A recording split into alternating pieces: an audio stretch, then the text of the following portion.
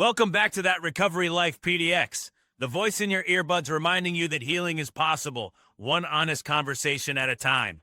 I'm Jake. And I'm Maya. Today we're leaning into a story that's equal parts gut-wrenching and hope-rippling. If you've ever wondered whether the 12 steps can help someone escape the invisible chains of an abusive relationship, keep listening. Our guest Sarah walked through the doors of a Celebrate Recovery meeting carrying bruises you couldn't see.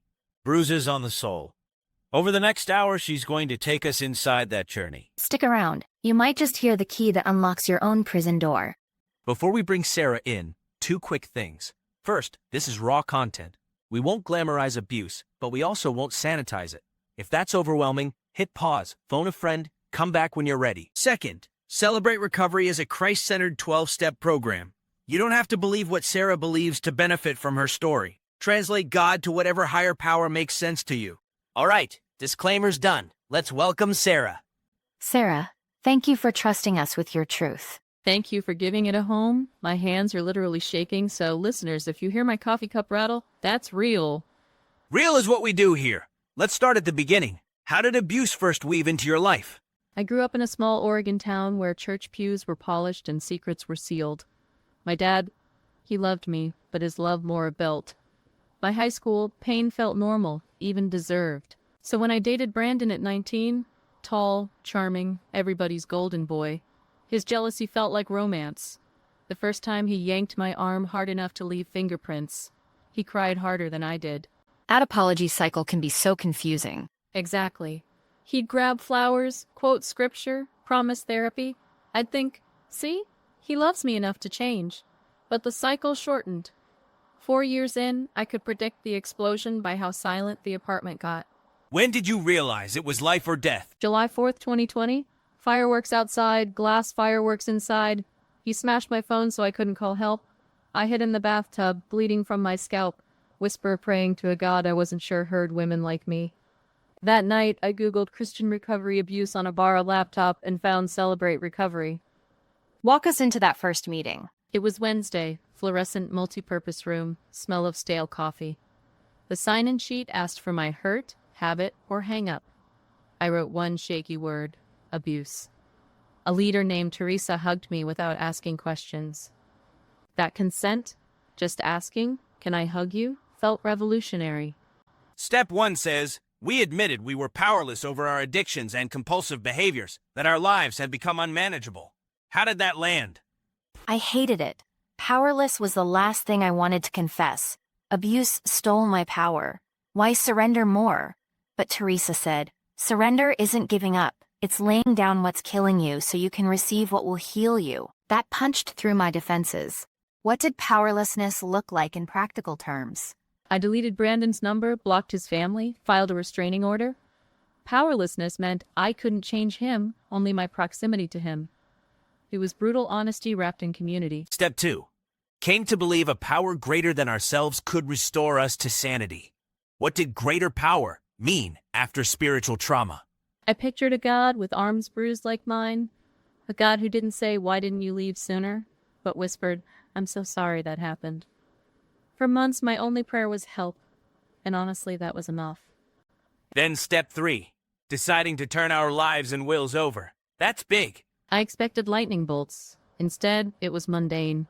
I showed up every Friday. I called my sponsor before texting Brandon. I cried on Teresa's porch, eating Pop-Tarts. Turning over looked like picking safety over nostalgia. Recovery cuisine. Pop-Tarts and tears. Classic. Step 4. Searching and fearless moral inventory. Terrifies most people. For survivors, digging through memories can re-trigger trauma. How did you navigate that? I treated it like archaeology. You don't yank artifacts out. You brush away dust gently. My sponsor gave me 2 highlighters. Pink for wounds he caused. Yellow for choices I made afterward that harmed me. Seeing both colors showed patterns without blaming the victim. Step 5 calls for admitting to God, ourselves, and another human the exact nature of our wrongs. Who was your another human? An 82-year-old widow named Dolores.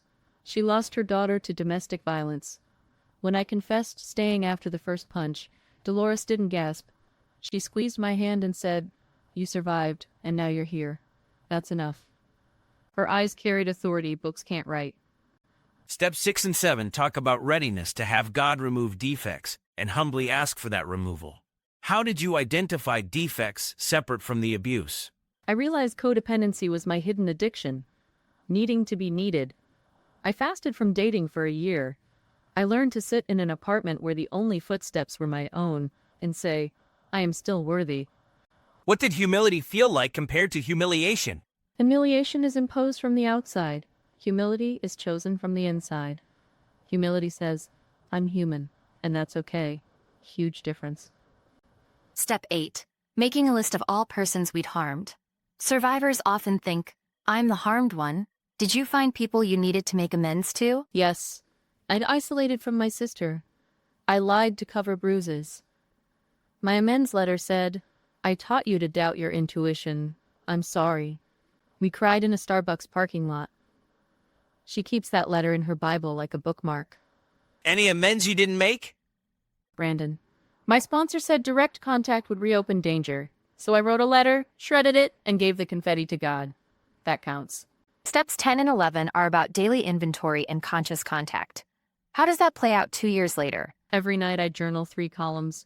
Grateful, resentful, need surrender. It takes 10 minutes and keeps the monsters small. And I pray while washing dishes. Soap bubbles are my stained glass windows. Step 12 calls us to carry the message. What does service look like now? I co-lead the Women's Abuse and Trauma group at my church's Celebrate Recovery.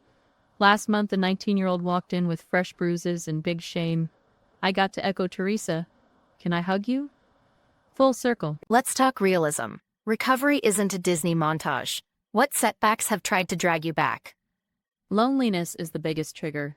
My brain romanticizes the highs, date nights before the abuse. When that tape plays, I text my accountability partner 3 code words, left double quotation mark. She replies with my step 1 truths, usually within 5 minutes. Boundaries can feel rude when you're raised to be agreeable. Any tips? Practice in low-risk settings. I started by sending my coffee back when it was wrong, felt rebellious. Boundaries strengthen like muscles. Start light, add weight. Paint us a picture of your life today. I rent a 1-bedroom with plants that somehow keep living. I laugh loudly, like snort laugh, and no one flinches. I'm dating myself before I date anyone else. And I volunteer at a women's shelter, reading bedtime stories so moms can attend group therapy. If listeners remember one thing, what should it be? You are not the cause of your abuse, but you are the catalyst of your freedom. Step into a room where people say, me too. That room might save your life. If today's episode stirred something, call the National Domestic Violence Hotline at 800-799-7233 or text START to 88788. To find a Celebrate Recovery near you, visit celebraterecovery.com. And hey, we've got links in the description, including Sarah's favorite playlist for post-meeting car rides. It's fire. Just promise you'll sing along, windows down. Sarah, thank you. Your courage is contagious. And to our listeners, remember, healing happens in community, truth spoken out loud, and steps taken one at a time.